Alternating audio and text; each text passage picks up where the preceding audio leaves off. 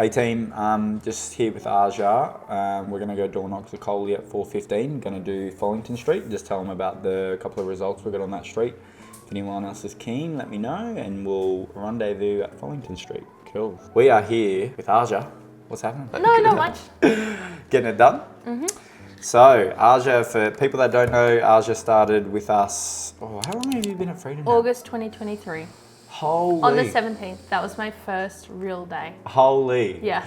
So, when we first hired you, as soon as you started, you just had such a big impact on the business. It seems so far away now, but you were really like I remember myself, Mel, we won't say the other person, and you just sitting in this room and just smashing out the work. And you were just like, I remember your role was like, it was everything. It was chaos, but it was also like the perfect little apprenticeship for you because like I just gave you everything. I was like, you sort of need to do this deal. Okay, you have to figure out this contract. Okay, you have to figure so you knew from like start to finish. Inspection straight away. I'm sick today, sorry. Oh yeah, that was my first real day. 17th of August, you were sick. So I had to go to two properties. One was in Anula and one was in the Gardens. Oh no. And the first one that I went to, the key, I didn't even know, like, you know, it was like 4/5 or something, and I was like, I don't know, like which one goes first, you know what I mean? Like, is it if it's a 5, am I supposed to go here? I was because dead that day. there was like 4/5, and right across the road there was 5/4. So I went to like the one on the wrong side, and and the key opened the door. Yeah, seriously. And there was like stuff inside, and Anyway, there was people inside as well. Basically went into the wrong house, unfortunately. But to provide a bit of context, so we hired her, and she's like, "Oh, great! It's my first day in real estate. Got all her stuff sorted. She's ready to go." Gets a text message first morning. I'm the only salesperson in the business at that time. So I was like, you actually just need to hold the ship down. And Mel was there helping you out as well. I'm sick. Yeah, and I was like, sorry, I was actually dying that day. Like, I was like, And I just remember you, like, I was asleep for like 3 hours, and I remember like rolling over and seeing my phone, like, missed call, message. I was like, oh no, I'm like, because I felt so bad, because I was like, it was like your first, but like, those things are sort of what made you are now, like, because like you're back at work now, and like the stuff that you do, you find, I don't think you find it easy, but like it's very monotonous for you. You're like, to make 100 phone calls, that's nothing to you. You're like, this is easy. I like when I used to be with Jacob, I used to have to work from like this time to this time, and he wouldn't even teach me how to do it. He'd just give it to me. So you were too busy to teach, which you did teach, like we did go over like a lot of dialogue at the start, for a few days and stuff like that. But after that, it was just like everything was happening all at once, and you had so many properties listed, so it was just so busy. And I remember the database was like not existent. Like there was a database, but it just wasn't like the calls were out of control. And everything was just like not really organized because of course you were too busy and stuff like that, that other guy and the other person wasn't doing his job. Anyway. But it was like when you came into the business, I had this issue where I had too many people wanting me to sell their house and not enough time to service them. So what naturally happens is the systems sort of go of course. And so like I remember you coming in and me thinking this is the thing too. At the time when you came onto the business, is like, man, it was so hard for me to find people. Like I remember Mel and I, like we interviewed like 5 people, 2 of them which we hired that didn't show up. They just like one dude messaged me at the start, the day he was starting, and said, "Oh, I can't come in." And I was like, "Oh, well, like for today?" He goes, "No, like ever." And I was like, "Come on, I was like, what is it, me?" Like he like broke up with me like via text, you know. And I was just so desperate because I was just like, I need someone because I'm working 7 days a week. Like. And I remember you tried to call me to let me know that I got, but I remember you told me you were gonna call me. You told me you were gonna call me Thursday afternoon, so I was waiting, and I didn't even see that I had received a call earlier than that or anything like that. And I was waiting for a call on Thursday afternoon and I didn't get it. So I just called you and you're just like, you didn't answer my call. And I was like, I was waiting for your call on Thursday afternoon. I was dead set that way. Because I was like, I'm not going to seem too keen. You know, like, I'm not going to seem too keen. And I just remember that you actually were up to the worst start, because like, so I remember calling you, and when you picked up your phone, you must have just woken up from like night shift at the casino. And you're like, oh, hello? who have I got? And I'm like, oh, it's Jacob. Oh, hey. And like you were just like out of it, and I was like, oh my God, you probably called me like 8 a.m. or something like that, and I finished work at 4 a.m. So I made the worst decision. So I'm like, I've got the wrong person again. This is not going to work. Yeah, I'm so glad you tired me though. Oh mate, like the thing, as soon as you got in with real estate too, and this is what I said to you first. So you had like for me, the job you came from casino and like, you know, putting bets on and like running tables and things like that. To me, I could not think of a more anxiety-driven job. Like for me, like when you came, you're like, this is what I used to do. I was like, oh, you're gonna kill it here. Yeah. You're like, we're like monkeys compared to you. Like, you know, like, so, and you're like, oh yeah, really? I'm like, yeah, like, mate, this is easy compared to what you did. So I think like the cool thing is when you came on, even though I was like at the start when we were having our phone call, like trying to give you the job, this was like, oh, I don't know about this. But just before we get into it, Mel had good intuition. She's like, nah, this girl's good. I've got a good feel about this lady. Anyway, so fast forward, you absolutely kill it. But the good thing is because you were on those tables, you had really, really good focus. Like that's the thing that really inspires me about you is you have high levels of focus, which people who are high performers have, and you can sustain it for long periods of time. And that's where most people go astray in real estate. You know, so now you've got a problem where you almost have too many listings because you're so good at prospecting, right? It's just like, you're like this weapon on the phone where it's like, make 100 phone calls. You're like, okay. You just put your phone in and no one will hear from you for like 3 hours. And you're in the background, you're like, Aja. Yeah. Yeah, so Aja puts her headphones in, she has music in between calls, and I can't even get the only time you hear me is when you're on a call. Like you'll be listening to whatever you're listening to. I'm like, Aja! I seriously have to. I will not, like, I'm so easily distracted. Yeah. So, like, you know the people that have to have like boards around them and it says, don't talk to me, I'm a yapper. I saw that on like TikTok or something like that. Yeah. And I was like, I need one of those. Yeah. Because I'll just talk to you forever. Yeah, I have a different opinion of you. Like, I think that you are very good at maintaining relationships in the office, but you're also very good at switching on and getting your work done. So I think you realise when you're like, okay, I've been talking too much and get after it. Like I watch you do it. You know, so because I pick up on that stuff, and you know, some people in our office are real social people, and which they're all good operators, but you in particular, you know, you have your social time, and then you're like, okay, let's lock in, and then even I can't talk to you, so which I love, and you know, so I guess to give some context around your journey for people, you came from the casino, you started with us, and then you were here for pretty much 8 or 9 months. Like just before 9 months. Do you want to tell everyone that story? Yeah, so I remember you were telling me the week before I found out I was pregnant. So you were telling me, you were like, oh, this is so good. You're like doing so well. Me and Hannah can plan a trip to Bali. And like you were telling me, and I think I just found out I was pregnant, and I was like, oh no. I was like, how am I going to tell him?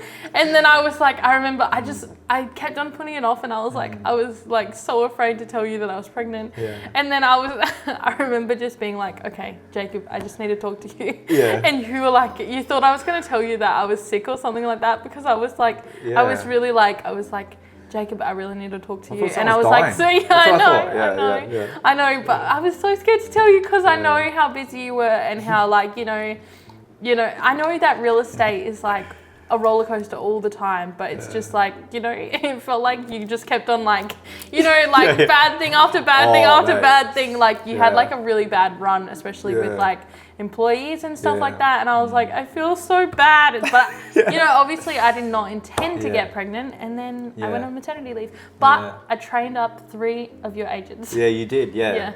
The thing with you that and I just remember like that hit me when you had that conversation with me, and I felt really bad about, is that you were struggling to tell me, and I always wanted to be a person with you that you could be super honest, and I'm like but you're just like so excited to go to Bali, and I was like, sorry man, you're not gonna go to Bali. I just wanted it to be like, as I know when I previously when I've worked in other roles, is like I've been anxious not to stuff up, or I want to create this environment where you just go all out. You don't care about mistakes. You just care about doing the best possible thing that you can do, you know. And I just remember when you were having that conversation after it, I thought, oh, she felt that she couldn't tell. Well, she felt, you know, she was struggling to tell me because she didn't know how I was going to react. So I didn't want to be that person. I was like, oh my God, you didn't. I'd only known you for like 3 months at that time. Yeah, but it felt like longer because we spent every day together. Like that's the thing about like people who came into the business at that time, like even Arjun, Amesh, Steph have a similar vibe with it, where they sat next to me for so long. Yeah. We just created this bond that's just like, you can't explain it. Like in it's the like car all the time. Yeah, it's like OGs. Like remember that time you had to drive? Yeah, I was about to say that when you were so busy you needed to go on your phone. But I was like, oh yeah, Jacob, I can drive you. But I do not like driving your car. Just to say, I don't like driving your car because it won't stop beeping at me. Like no matter what, like you're beeping from, I don't even know. It just won't stop beeping. Well, it doesn't happen. That it makes doesn't me help so when you try and anxious. jump the gutters. But that was making me so anxious, and then I was also like, I'd only just started, and then that was a new car of yours as well, and I just hit the gutter, and you're like, it's okay, man. You're but like, afterwards, you never let me drive again, even though you were so busy. You're just like, okay, you can just use my phone, and I'll tell you exactly what to do. The funny thing was, like, at that time, like, it was like our business was just chaos. Like, to give you like an idea, we had Mel, who like, she was an administration person, and she had to help us out with some of the inspections and stuff. So to give you an idea, like on a Saturday, we would get to our first inspection at like 8:30, and we'd finish our last one at 5, and then we'd have to go back to the office and finish our call. So I come up with an idea where I was like, so tired. Okay, let's just do them. Start real early, both you and I, and I'll do all the work in between the stuff, and I remember you drive, and not like. Yeah. And it did work well for a couple of things until you're like, whoops, sorry. We flew into the air. No one died. No one died, so it's fine. All good. But but that period, I guess, in my life was chaos, because like obviously there was kids and stuff floating around. Like the business was one part of my. I can't life. even imagine. Like I seriously can't even imagine. Crazy, like I know what having one child is like now. Yeah. So I'm just like.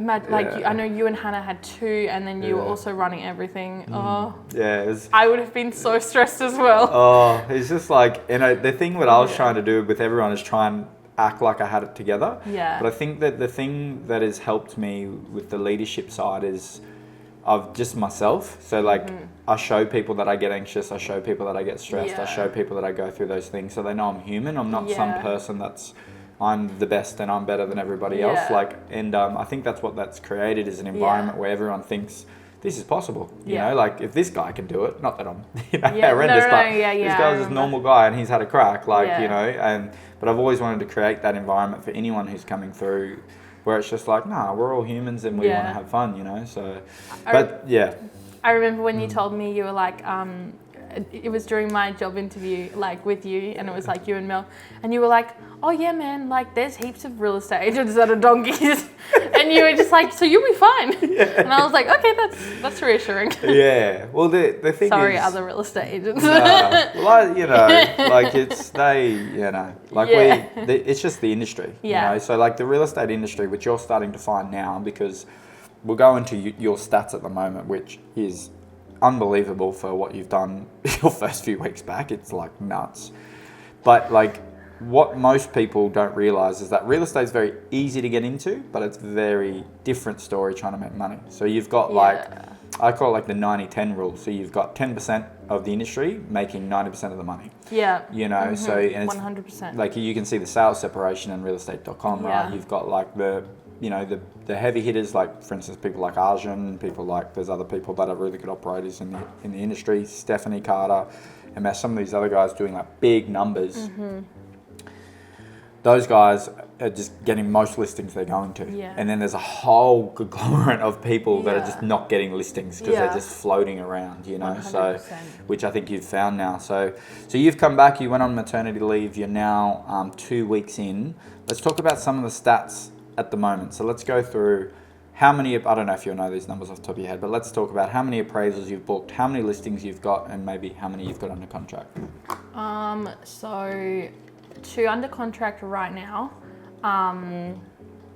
and I've got 6 other listings. And appraisals is like 12 to 15 or something like that, is it? Yeah, so I think already, I don't know how many appraisals we've already done. I think already like 5 appraisals so far. And then, there's like maybe 12 more booked. So, so far, 12 more booked. So yeah, it's really crazy at the moment. So like, what are you doing? Like, what are you doing every day? Like, tell everyone like what that most agents would listen to that and go, what the not to swear, but like, what the hell? Like, that's stupid. You've been here for 2 weeks. Granted, you were a weapon before you left and you have the skills, but tell us what you're doing. Like, how are you getting this stuff? Yeah, so I'm just literally prospecting, and I'm like, I don't have a certain prospecting method like anyone else, but I know that, you know, you've always told me that phone calls, like, you know, phone calls are where it's at. So I'm always doing at least 40 phone calls a day. But like the most properties I'm getting are from phone calls, but I'm also doing other prospecting methods. So Stephanie and I, we went to the mall, like Casuarina in Darwin, and we were prospecting there. And that one's not really like that one's not really to catch and kill, like you would say. Like, it's not to just get a listing on the day. It's also just because in northern suburbs we don't really have like almost everyone. So if I call people in Palmerston, everyone's just like, oh yeah, we know, like, because we see the signs everywhere in Palmerston. We know Freedom Property. But in northern suburbs, we just haven't got a reputation so much. So like, just putting our sign up there in Casuarina, it's like, it's not even just for like on the day. It's for people to see the sign, see the logo, see Freedom Property. And then if I do so happen to call them, they're like, oh, we saw you last week, you know, like, and you know, for future as well. Yeah. Maybe if they see us so much, they might actually approach us eventually or something like that. Yeah. But yeah, just trying lots of other prospecting methods. I did obviously door knocking. That's worked really well. Yeah. Let's unpack that. Like, so let's talk about one this week, right? One of them that you've got under contract. And this is what I say to agents, like, your day, you think about today and what you can do today, and you're very good at this. So like, just find a listing today. Yeah. Don't worry about your emails. Don't worry about your admin. Don't worry about some person that's asking you for something stupid. Yeah. Just lock in and find a listing today. Yeah. So like, 100%. Let's talk about this one that you and Arjun got. Like, so Arjun is so busy, but I'm still like to Arjun, I'm like, hey, will you go door knocking with me? Because I know that like everyone else is so busy, but I just feel like if I go with Arjun's like already, I'm not, it's not like I'm like not confident, but it's so, when you go up to a door by yourself, it's just so much more, like you feel so much more vulnerable and exposed. Yep. So like,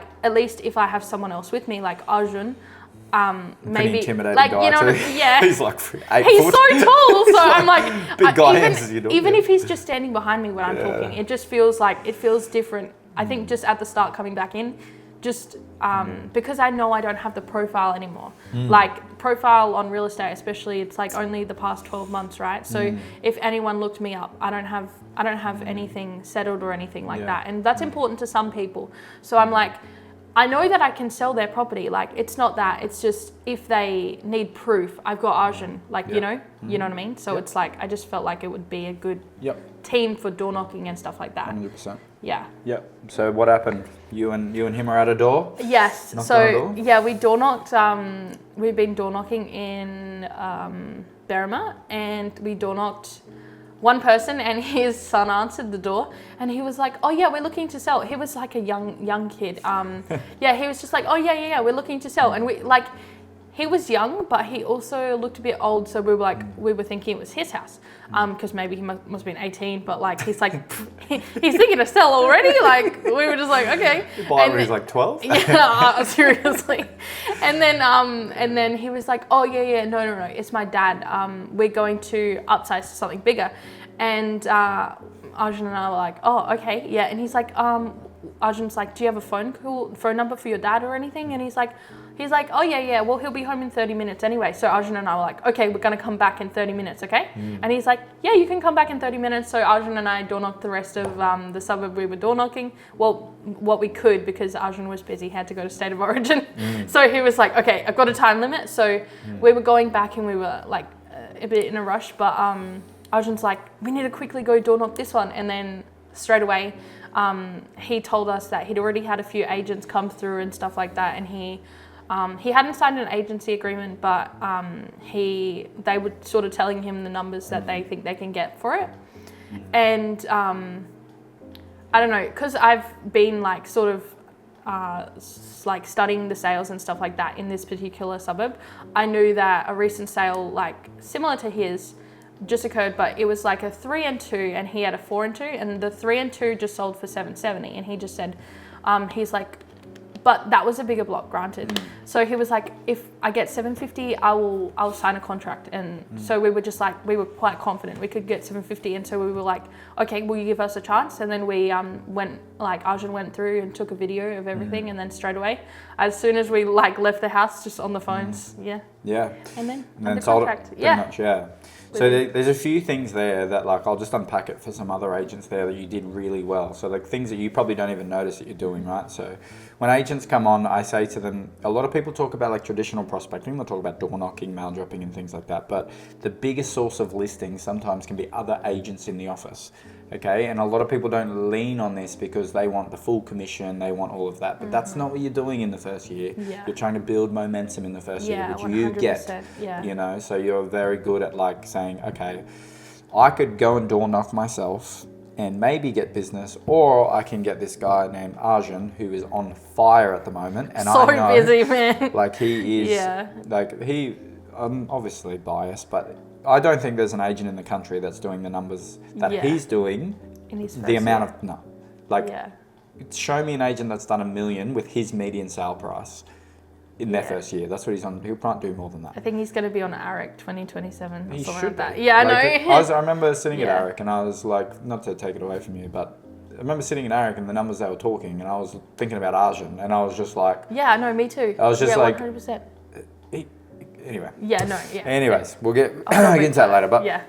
So yeah, if you look at your office, the agents can be a source of listings. They can be a source of knowledge. They can be a whole bunch of things. 100%. So you know, so when you're doing this door knock thing, you know that if you're door knocking, if you can't close, Arjun will. Yeah, exactly. Do you know what I mean? That's exactly right. But not just that, Arjun's got really good marketing skills as well. So you're thinking, okay, I need to build momentum. I can maybe get in with Arjun. We can get a video from this to try, maybe even get more money for it, get some more profile. Yeah. And we also know that I'm going to have Arjun on the deal. So if he's red hot, it's going to be better for the seller as well. Yeah. So again, when you're door knocking these things, or when you're trying to prospect, think about what's best for the client. Yeah, absolutely. You know, so yeah, what you've done really well is you've gone into the office, you're like, all right, I'm going to work with Steph, I'm going to work with Arjun, you know, you're going to go on a listing with Amesh soon.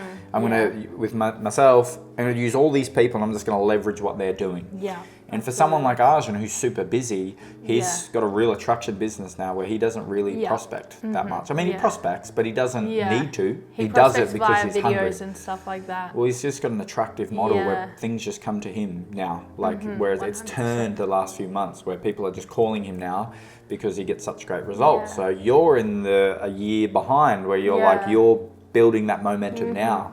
So you're like, okay, I can put Arjun on the back of the listing. He can jump straight on the listing, help you put the deal together. He gets paid for it, and then you get really good profile. Yeah, exactly. It's a win-win. Yeah, 100%. But the other thing it does, it creates culture in the office. Yeah. So Arjun's going to do that with you. He's going to be like, oh, I know if I bring Arjun in, we're going to sell this for a good price. Yeah. So there's a few things going on there. You're not just going door knocking. You're not just making phone calls. You're looking everywhere. You've got so many lines in the water you do at the moment, and that like the results are so obvious that you do. Yeah. You know, so I think, like I knew you would come back hard, like you would just go real hard when you first started, but like what you've done so far is just so inspiring. Yeah. Like I look at what you do and I'm just like, man, like do the things that you do with your child, and then I see your workload, and then going back, that's the hard thing, right? Yeah. So you're doing, in the morning, you're looking after a child, you're coming to work, this is where it comes back to your focus. You lock in so easily. Like you've just had a crazy morning with your kid with whatever's happened, and then you're boom, straight into work, locked in, 100 phone calls, outdoor knocking, boom, straight back, put the kid to bed. Like Arjun will go home, put the kid to bed, all right, or if they still kicking off at night, you take the kid, I'm back on the laptop, or watching Wiggles in the background, knocking out calls or whatever. Absolutely. And it's just like, this is what I talk to agents, like you need to go to this dark place in that first 12 months where it's just like, this is going to work. I don't care what happens. I don't care what's going to happen today. I'm getting these phone calls done, and no one's going to tell me any different. Yeah, you know? absolutely. That's what you do. It's really like a lot of sacrifice. Like obviously, it's not like, you know, if you do it 3 times a week or like, you know, you work around that. But it's like when you decide that you're going to do it as many days a week. Like I was trying to do 7 days a week, but people don't want to be called on Saturdays and Sundays. So different prospecting on the weekends. But like just to decide to do it for those 5 days, it's like, well, you can't go to that play group and stuff like that. It's like I just, you know, when you have a child and stuff like that, it's just a bit different. But you know, I honestly think it's the best thing. Like for certain people, you know, like for you, you're the sort of person where, what's the saying? The tough gets going. I can't even remember the saying, but it's like when things get hard, you get better. Yeah. You're that sort of person, you know. So like you've gone to this darkness, not darkness, but being a mother and trying to evolve as a person, 100%. And you've been through that sleepless nights, you know, you're at this point where you're like, society's probably looking at you going, oh, what are you a mum, or are you trying to get your career? Literally, or what you know, so you had this thing where you probably, there's a lot of doubts probably with people. Absolutely. It is. But there is a lot of people. And a lot of comments as well. Like you'd be surprised, especially in like 2025, but everyone's got a comment on like what you should do and what you should do better and stuff like that. And are you taking care of your child or are you working? And I've decided like, it's not like it was 20 years ago or anything like that. I can't just not work if I want the life that I want. So it's just, I know that my child won't get 100% of me, but that's just the sacrifice I have to have. So I see it totally different. Like I see, like, because Rome's obviously a little boy. Yeah. If I, like, my mum worked hard. Yeah. And I love that about my mum. You know what I mean? So like as a little boy with their mum, like I'll fucking kill for my mum. Like someone mess with my mum, I fucking kill them. You know what absolutely. I mean? So like, because I saw how much she sacrificed for me when I was growing up. She was still such that loving place that I could go to at night, like when they had a shit day. Yeah. But she would also go to work and work her ass off, and you know, so did my dad as well. But like your mum's just different, you know. So different. I think it's something where society sort of looks at it and goes, well, why are you doing this? And what you need to know is that the reason they're saying why is because it's tough for them to understand how that's even possible. Absolutely. Yeah. Well, you're going to earn 500 grand this year. And be a mum? What do you mean? So you like that never stops. Like you see, I get hate. Yeah, absolutely. I get hate for doing the things that I do. Because it definitely exposes a lot of people, and it's like, you know, I think that's been sort of the hardest thing. It's like you see the people that want you to do, that say they want you to do well, and then you see the people that actually want you to do well, and it's like, you know, action. That's when actions speak louder than words and stuff like that. And you see the people like, because our business, like, you don't even have to just let us sell your house, but like, especially nowadays, you need to sort of build up a social media and everything like that. Like, you notice who's not liking your posts, you notice who's not like following your account, you know what I mean? Like those things that sort of everyone knows would help, you know what I mean? But they're not doing that, and it's like, well, you don't actually want me to do well, you know what I mean? Yeah.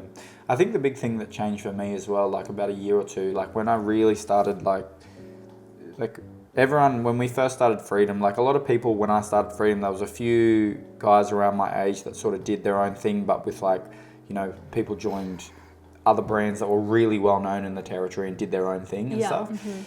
And because I was the least amount of experience out of everyone I knew, like I'd been in real estate for 10, and everything. And no one knew who I was. There was so much hate I copped. Like, you know, I'd be walking into listing presentations and the objections I would be trying to manage was stupid. Like, I'm not going to call out who said this stuff, but people like, oh, I've heard that you don't have a license. And this will be from people who are like quality agents in the industry, who are like really, really respected. And they would be saying this stuff to try and beat me at a listing presentation. But what they didn't get, that they didn't understand, is I already was an animal. So I'm like, you just made it worse. I'm like, now I'm gonna destroy you. Like, 100%. Like the thing that and I see that. I know, in you. 100%. I see that little fire in you every day, and I'm just like, I know that fire because I feel it. You know. So when someone says like, like this person said this or this person said that, Arjun's got this. So like, I know. I was just thinking Arjun. I feel so sorry, like, for people when they say crap about him. Don't say anything about Arjun, guys. Disclaimer: do not ever say anything about Arjun, because he will go for you, and he will never forget it. That's what I mean. And like he has really good at channeling that when people talk smack about him. Like he doesn't try and go after the agent. He just tries to get as much business as possible, which is awesome for us, obviously. But yeah, so I remember doing that at that first stage of my career, and there was just so much hate, and I remember it just made me work to stupid levels, you know, but it was very unhealthy energy, you know. So yes, I got successful in business, but I had so much anxiety around that year or two, it made it worse for me. Yeah. Because I was just like, I would be thinking, you know, what's this person talking about me? Maybe they're at the pub tonight and they're talking to someone that's maybe influential and they're saying bad things about me and rumors are going around and stuff. But honestly, at the end of the day, majority of people not even paying attention. Yeah, no. Majority of people are not even looking at, like, that person that isn't liking your post. It makes them look worse as well. Like, but it's probably, it's such a minority. Like, those people who aren't liking your post are probably just busy with their baby. They're probably like, they don't even think, like, but it's just this minority. Like, you hear one person say it and you think everybody's saying it. Yeah. That's just what I feel towards it. So now I'm just like, I feel that I'm just like, whatever, man. People are going to talk. The results will always speak for themselves. That's the beauty of our industry. Yeah, I know. You know, that's the hard thing. And it's like, you can't just like, I do my to-do lists on social media and stuff like that. So everyone can see what I'm doing, and I'm not doing that to keep myself accountable. It's not like, I've actually started doing it in the afternoons as well. Yeah. But like, it's not to keep myself accountable or anything like that, because I can't just say that I'm doing those things and not do those things, because you can see, like, if I don't get listings, if I'm not like booking appraisals and stuff like that, you can see that, oh, maybe she's not doing her calls. Maybe she's just saying she's doing her calls. But like, you know, it's not to keep myself accountable or anything like that. It's just, honestly, it's just content for social media. But also it's just like, you know, you can't hide behind the work in real estate. You really can't. That's the beauty of it. And that's why like a lot of people are sort of, you know, I wouldn't say I've burnt through stuff, but there's been people who haven't just been right and they've usually left. Yeah. And you know, what I've found in our office now, which is, I didn't try and create this environment, I really didn't, but like, we have a real high performer environment, like, and I didn't even try and create that. Like, I'm happy for somebody to come and write 200 grand a year or whatever, but the precedent now is like, you write $1 million in your first year. That's sort of where it is at the moment. You know, so when you're coming into that environment, you're just like, well, that's the benchmark. I have to make my phone calls. And you get found out real quick in our office, not in a bad way, but like, when I look across and I see you making phone calls, I look in front of me, I see Arjun making phone calls, I see a mesh locked in, I see Steph with her back turned to me just making 100 phone calls. I'm like, what am I doing? You know, so I'm like, time to get after it. 100%. Yeah, absolutely. I think it's really good when everyone's doing stuff like, but actually now I just need to go into the office, because like it's so hard to get the phone calls done when you have a baby. Like, I'm doing them still if I'm at home, but it's like, I just, you know, imagine you're on the phone to a seller and you're about to book an appraisal or something like that, and then your baby starts crying because you got the TV on, and that's happened so many times, because I've been booking so many appraisals, and it's like, I've just been very honest, and I'm like, I'm so sorry, that's just my baby. Like, you don't think that's a good thing? I like it. Yeah, I think most of the people that, like, you know, they just laugh and they're like, oh no, that's really like, you know, but for me, I just like, I know that work is work, and like, obviously everyone looks up to a mum that's working as well, but it's like, I don't want, you know, that this is someone's biggest asset and something like that. Like, I don't want them to think that I'm not focused on that as well. You know what I mean? Like, I can separate the time to focus on what they need done. You know what I mean? I think the thing with being a mum too, like I'm not a mum, obviously, I'm a dad, but like, you know, because there is differences. Share your experiences. What was your birth like? No, you know, I think the way I look at it with work is, you're going to be doing stuff with your time regardless. Whether it's feeding your baby, whether it's going to the pub, whether it's going to the gym, it doesn't matter what you're going to do. And I think logical people will understand that the life that we live at the moment, the cost of living, everything like that, you have to fit everything in somewhere. And I think what I love, and this is what I used to get when I used to make phone. I still make phone calls late at night, but that was the only time I could get it done, because it was like everything else. You would see me during the day. It was just like, and I was like, I haven't made any prospecting phone calls today. So my thing was, every day I'd make 40. And if you know, I've helped you and whatever you've done, I've helped Mel, whatever it is, 5 o'clock, and I've got to make my calls, you know. So I think that people actually like it. 5 till 7. They love it. That's the best time to. People don't realize that, but 5 till 7, perfect time to make phone calls. People aren't like, oh, You know, but like, obviously not the weekends, not calling on the weekend, but 5 till Sunday's 7, not a good time. I'm booking the most appraisals between 5 and 7 p.m. Like seriously, everyone's just like, they've got time to talk. They're like, you know, they've finished work for the day, but then they've just like, oh, I've got this on my to-do list. We need to like start listing the house. We need to start thinking about things. They get a phone call. They're like, oh, perfect. I can start like this ticked off the to-do list and stuff like that. Yeah. And people don't realize that. But like 5 till 7, I found is the best time to make phone calls. 100%. And like, because people like, it resonates with them like, man, you must be working hard. Like, and also too, like if someone ever kicks off at me or something, if anyone ever just go, I just don't get like, well, yeah, on to the next. That, but also you just got to think about psychologically, Yeah. you know, they're probably just going through something. Yeah. You know? So it's not you, it's just they're going through something. So you just got to think of some transition dialogue that can switch it. You know, so like if someone goes, mate, what are you doing calling me? I'm like, I'm sorry, man, I'm just trying to support my family. Like, this is the only time I get to do this stuff. Yeah. And shut up, see what they say. Yeah. And then they're like, oh, yeah. No, I get it, mate. It's just, it's like, no, that's okay, mate. I just, I have to put my kids down and stuff. This is the only time I get to call. Yeah. You're not selling, are you? Yeah. You know what I mean? You don't have to I say would list that. my property with you. That was really good. but I'm just mean like, you just like, that's really really just good. think how the brains work, and like if someone's angry at you, can you create empathy really quickly with them? Yeah. Like make them feel empathy, Absolutely. and then it will totally change the phone call. Yeah. Anyway, but it actually happened. So I've got two things about two appraisals yesterday that Arjun and I did. So one person I called in the morning, right? So they're like, what? It's really weird. I've just got 2 phone calls. Like I've just been on the phone to other real estate agents like over the last few days. Like he's like, I've already got people booked in. I don't need any more help. And I'm like, I'm focusing on numbers. So I'm like, I'm not going to try to, I'm on to the next sort of thing. I'm like, okay, if you don't need help, that's fine. I'll write it to follow them up back up. But I don't need to convince them, if they've got their mindset. So then, that was around 10 a.m. and then I got a call from the same number around 2 p.m. and I answered it and I was like, and he's like, hey, you called me earlier, and I was like, yeah, I did. And he was like, well, these other agents, they said they were going to show up, but they never showed up. So, and I was just like, oh, okay, so do you want us to come and appraise the house now? And then he's like, yeah, that would be great if you could. And then so I called Arjun and I was like, Arjun, like it's like half an hour away from you, but let's go. And we went there straight away. But when I got there, he was just like, man, I'm sorry if I was rude to you on the phone earlier, people are going through stuff, mate, and people, you think someone calls you and you're in the middle of your baby, you're probably not going to be that receptive. 100%. So you just got to remember people are going through stuff.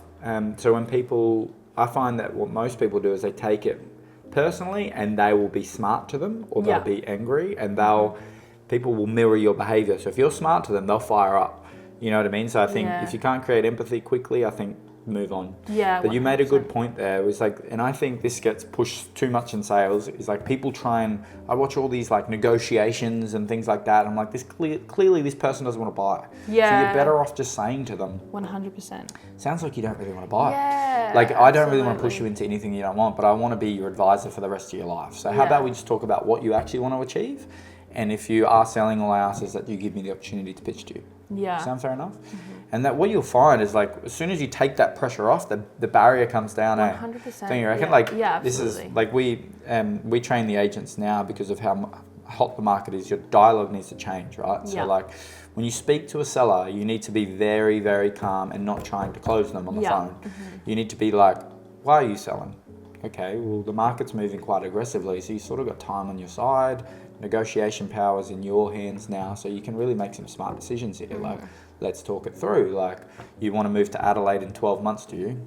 Okay, so how come you're selling now? You need to buy in Adelaide first. Okay, well, why don't we just track the market for the next 3 to 6 months and see how it goes? We can build a relationship together, and then you can make a decision on an agent. Mm-hmm. Yeah, because if it keeps growing at 6% a quarter like it has, even if it does half that, you're still going to make an extra 50, 60 grand. Sound fair enough? Yeah. Whereas the other agent will call them and say, when do you want to meet? Yeah. Oh yeah, we can do this off market. We can get you an offer. We can straight away. You're like, ugh, like. Yeah, it's real off-putting. Yeah, no, 100%. But it's really weird. Salespeople, I'm not selling to the buyer. I'm selling to the seller. It's really weird. Like you sell yourself to the seller, but like the buyer will decide whether they want the house. I don't need to, you know, you in the videos we do for social media and stuff, we point out the good parts of the house and stuff like that. But with the buyer, we just let them see. And if they don't want the house, we've got another house. But So true. like you find the buyer that wants the house and then you negotiate with them. Like I'm not selling their house to this, like they're selling it to themselves. Yeah, exactly. Yeah. I always say this to every new agent. Your job is not to sell the house. Yeah, no. It's not. Your job's to get more money. Yeah. So don't think that you're there to sell them on a red kitchen. No. If they don't like a red kitchen, they're not going to buy it. You know what I mean? 100%. Like your job is to get more money out of them Yeah, at the end of the day. So, Yeah. and that's why people pay you. Like, 100%. you know, but it's, I thought maybe we'll go through some dialogue that you use from day to day as well. Like we'll go through phone calls and whatnot. But you use really simple dialogue, which you obviously have learned since day one, and you understand that your phone calls are a treasure hunt. That's all it is. Yeah, absolutely. You're fishing for curiosity. You're not Yeah. fishing for whether someone's on the fence. You're like, Yeah. you don't even need to speak to that person. Yeah. I mean, you can try and close if you want to, but you're looking for that person that's like, Yeah. your phone calls are like catch and kill. Yeah, absolutely. And relationship building. So your calls, I noticed, that are quite quick. So you'll go, hi, Aja from Freedom Property, calling you because you've got a home there in Roseby. Have you had any thoughts on selling? Yeah. Another one that It's really simple. you use words that are a bit like, I don't really know what you mean when you say it. And what that happens is it makes that person talk because they're like, what do you mean by that? Yeah, so I can't remember what you said the other day, but it was really good because it would make me speak if you said that to me. You said, hey, the market at the moment is moving at rates that we haven't seen before. Have you heard anything? That's right. You said, have you heard anything? Yeah. That's such a good line. Yeah. Have you heard anything? What are you talking about? That's actually got me so many appraisals, you know. When I listen because to, I'm not trying to sell anything. I'm not trying to do anything. Like, I'm just gonna tell you about it. Like, will you just give me the opportunity to come into your house and tell you about the market? You know, I don't want to tell you on the phone, but like, have you heard about the market? Like, let's see what your home's worth. You know what I mean? Like, I don't need to sell it. I just want to build the relationship because that's what I'm trying to do right now. I'm not like, it's good to get listings and stuff like that, but you know, it's also just like relationship building. Like, I don't need to sell it now, but I just want to be the one that does sell it if you sell in 2 years. Yeah. Like that's something you're big on, like just building relationships over that time. Yeah, it's catch and kill or it's community. That's all it is. And you just need to identify that really quickly and what activities are getting you your catch and kill and what activities are your community. So if you think of your community as you're going to get paid in 2 years' time and your catch and kill is you're going to get paid now. Yeah, and if you try and close the wrong ones, you'll completely destroy the relationship. Yeah, absolutely. If you try and close a community relationship too early, they're just like, man, don't talk to me again. Yeah, seriously. But honestly, Aja, like I've been, like you're one of those agents where, you know, I'm just really inspired by what you're doing at the moment. Like really, like I knew you'd come back really, really quickly and smash it out and do all this stuff that you have, but how you've done it, it's just been like, I've just been so impressed. So I'm really grateful just to have you in here as an agent. Like when you left, I was absolutely devastated. I won't lie, because like you were just such a weapon when you left. I was devastated as well. Like I felt like I built up to something and then it just dropped off. Like, and then watching, I was so like I still felt like I was in the office because I would watch everyone's like I was watching everyone's like social media and everything like that, and I was seeing everything like, but it just like. It's not about jealousy or envy, but I was like, I felt like I was missing out. You know what I mean? Yeah, like FOMO. Yeah, 100%. And I was like, especially right after I had Rome, and it was just like, just like not even moving. Like you don't even like, because I had a C-section, like just staying in the same spot all the time. You're always on you're always on social media. You see everything, and it's like, But it actually would have been a perfect time if I had my like to do phone calls and stuff like that. Like, you know, that's what I was thinking, because I was literally like breastfeeding all the time. I should have just done phone calls. Yeah. Like that's a plan. Yeah. Anyway. I think you need you need your time. Like I reckon, like especially for you too, it's like what you don't realize is psychologically this created this hunger. Yeah. Like a little bit more. And by the time you got back, you were starving. You were just like, rah, like you were just like, you hadn't eaten in 9 months. You're just like, you know, like, I know. Yeah, I know. Like super like, but it also like on that time, like when I was like sitting in that chair breastfeeding and stuff like that, I was reading books about real estate. I was reading everything. I was watching all of the videos that everyone has and all of the social medias, and I was like, what, like, you know, I was writing down dialogue and stuff like that, and also the psychology of people. So it's like during that time, what most real estate agents don't do, we just jump in and we just learn through people and stuff like that. And that's also what I'm doing, but I also just got a lot of good ideas, sort of thing. Yeah. I think like I always knew you were going to be good, like when you started, but how you've sort of transitioned into this, and the thing that I'm the most proud of is the relationships in the office that you're building at the moment. I'm just so proud of that, because that's a thing that most agents don't have. They have a very I'm going to win mentality, because other offices are sort of structured that way, where it's like catch and kill, like get out of my way sort of thing. And very dog eat dog sort of thing. Yeah, just so proud of that. That's my favorite thing about how you go on about it and sharing listings. Like, it is so hard for a new agent when they have no money coming in to go and throw someone else on the back. Yeah, and they get like, that's so hard to do, and I've been there, and it's such a hard thing to do. So psychologically, if you can do that and you have a giving first mentality, you're just going to have these troops in the office that will always support you. So even when you have a bad month, or maybe you take a week off or whatever, they're just going to have your back, 100%. So just so proud of that. So thanks for coming in today. If you're a new agent and you want to speak to someone who genuinely has their head screwed on and can tell you exactly how to generate momentum, you need to speak to Aja. Like, honestly, like, the momentum she's got at the moment is next level, and I can't wait to see the numbers that you do. Contact her on Insta. What's your Insta? ajacoles.re. Yeah, nice. Cool. Give her a yell, and thanks for coming in. Thanks. Sweet.